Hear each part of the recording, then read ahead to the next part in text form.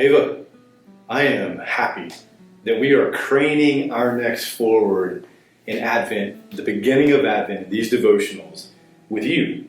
Thank you. Thank you for this. For 2021. For 2021. Yeah. Yes. So in that way, and as we talk sometimes in our Sunday school class, you are a blessing in perspective, oftentimes.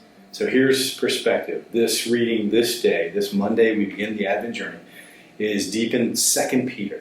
Yeah. It speaks of righteousness. It speaks of a place of holiness in a new heaven and new earth. So I wonder, dear friend, what does righteousness, what does a new heaven and new earth mean to you? Where do you see it? What do you hope for? Well, I think I have to begin by saying that I find the term righteousness a little cringy sometimes.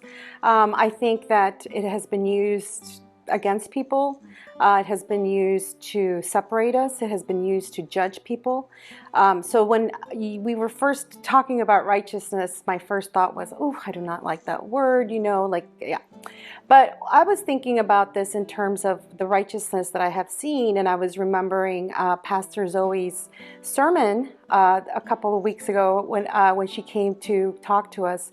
And one of the things that she was really kind of focusing on was the mission of Wesley House, right, on Tulane, and that serves Tulane and Loyola students. And one of the things that I thought I was witnessing righteousness was that her mentioning several times that they were it was a gender affirming, LGBTQ plus affirming ministry, and that it was really the only ministry on campus that is not just accepting and sure, come on in, but it's affirming.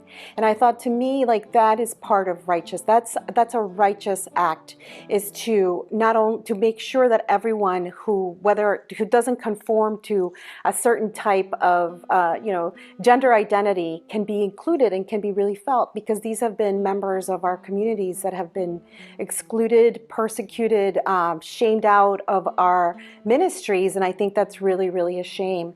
And so for me, like, that is part of a new heaven, a new world, is one where we can really, really accept everyone for who they are.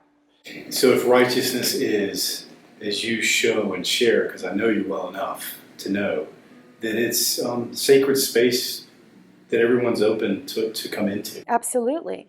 Absolutely. And that you can praise God, that you can celebrate your love for God without being judged and shamed.